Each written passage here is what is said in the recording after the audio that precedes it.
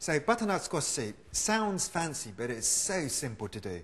And once you know how to do this, you can change it to do different kinds of soups. You could do carrot in exactly the same way, cauliflower or parsnips. Okay? First thing we're going to do, so we need half an onion. Next thing we're going to do, we're going to chop the butternut squash, which is this. Now this is part of this squash family, and it's got really good nutty flavour. So we get a peeler, and all you have to do is just peel the skin off. And this part you can't eat.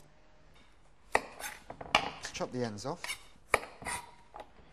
I'm going to chop this part off, and then you've got some seeds in this part which you don't need, so you just chop that in half.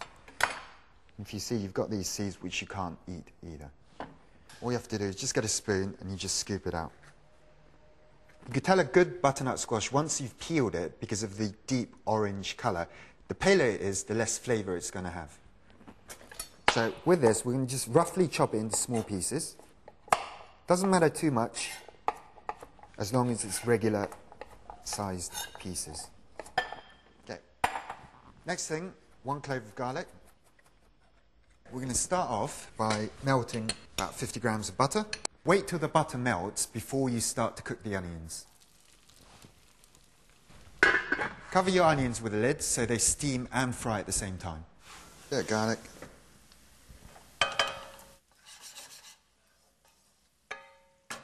So once you add the butternut squash, then you want to season it because the salt is going to bring out the moisture in the butternut squash and help it to cook. Once you've seasoned the butternut squash, put a lid on top, and that way it will steam and fry at the same time, exactly the same way as the onions. These are the girolles mushrooms. Now, chefs love using these because it's a really seasonal product and it's got a fantastic flavour.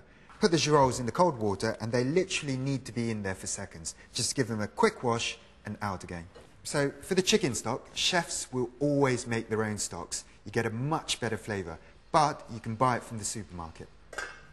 So once you've added the stock, bring it up to the boil, then turn it down to a simmer and cook for about half an hour.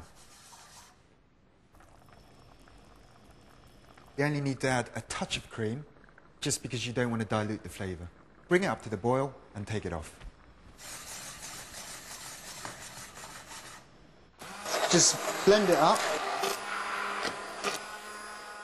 So just put the soup through a sieve. Chefs will always put soups and sauces through sieves to give everything a much more finer, velvety texture. Next thing is to slice the scallops in half down the middle. Most important thing when you're cooking with scallops, buy the freshest, best quality scallops you can buy. Knob of butter.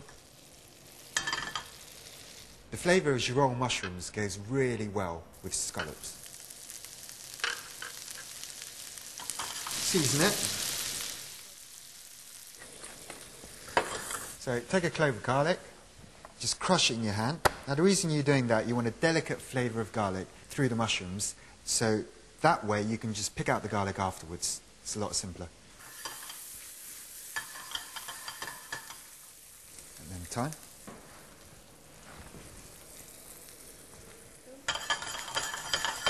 And then straight out.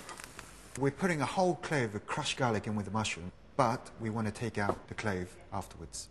Before you cook the scallops, you've got to make sure that the griddle is really hot. By putting the olive oil on the scallop, not in the pan, you're going to prevent the oil from burning. Most important thing about scallops is don't overcook them. You should cook them until they're translucent in the middle. After 1 minute, turn them over and cook them for a further 30 seconds.